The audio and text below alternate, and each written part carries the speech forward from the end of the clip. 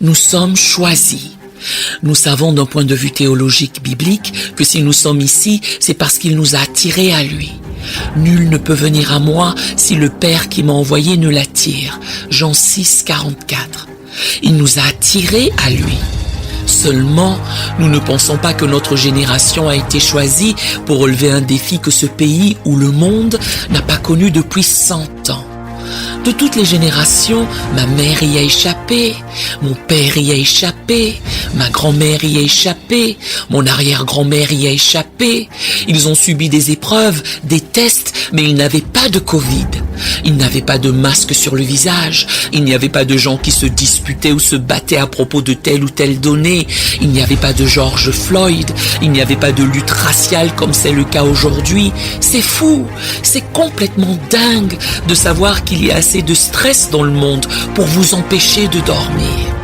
Et lorsque vous ajoutez à cela le stress de votre propre vie, ce qui se passe avec vous et les gens dans votre maison, les gens que vous aimez et que vous prenez ce stress et le transférez sur le stress national, puis sur le stress mondial, il y a trop de stress. Cet excès de stress qui nous assaille de toutes parts nous laisse avec des traumatismes non réprimés. Un traumatisme refoulé, un traumatisme qui n'a aucun moyen de s'échapper, qui se manifeste par de la rage, de l'automédication, des excès, des débordements, des colères qui s'enflamment, des gens qui sautent sur des hôtesses de l'air, l'équipage de bord, de la rage au volant et des coups de feu tirés sur des places de parking. C'est trop de stress. Mais j'ai une bonne nouvelle. Jésus a dit, je vous laisse la paix, je vous donne ma paix. Je ne vous donne pas comme le monde donne, Jean 14, 27, mais la paix qui surpasse toute intelligence, Philippiens 4, verset 6. C'est la paix dans laquelle vous devez vous tenir. M'avez-vous bien entendu? C'est la paix dans laquelle vous devez demeurer. Vous vous tenez dans une paix qui défie la logique, une paix folle, une paix ridicule. Ce genre de paix pour laquelle les autres vous traiteront d'idiots, mais vous avez juste la paix dans votre esprit et dans votre cœur. Et celui qui a commencé en vous cette bonne œuvre la rendra parfaite pour le jour de Jésus-Christ.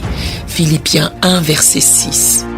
Vous avez la paix pour comprendre que même si nous vivons une saison accablante en tant que planète, avec le réchauffement climatique et tout ce qui s'y passe, des gens qui se tirent dessus, des gens qui se battent dans les avions, toutes sortes de maladies et de gens qui meurent sur des respirateurs, vous devez savoir qu'au milieu de tout cela, Dieu n'est pas pris par surprise, qu'il nous a choisis pour passer par là.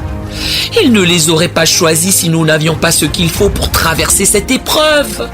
Le Seigneur dit, tu ne m'as pas choisi, mais c'est moi qui t'ai choisi.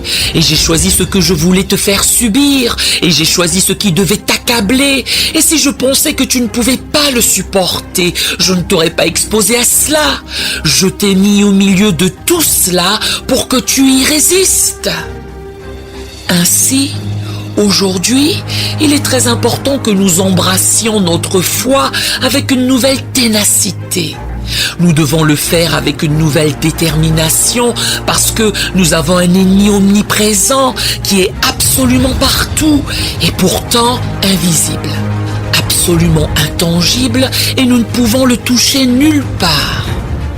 Nous ne pouvons pas le voir et nous ne savons pas qui sera le prochain.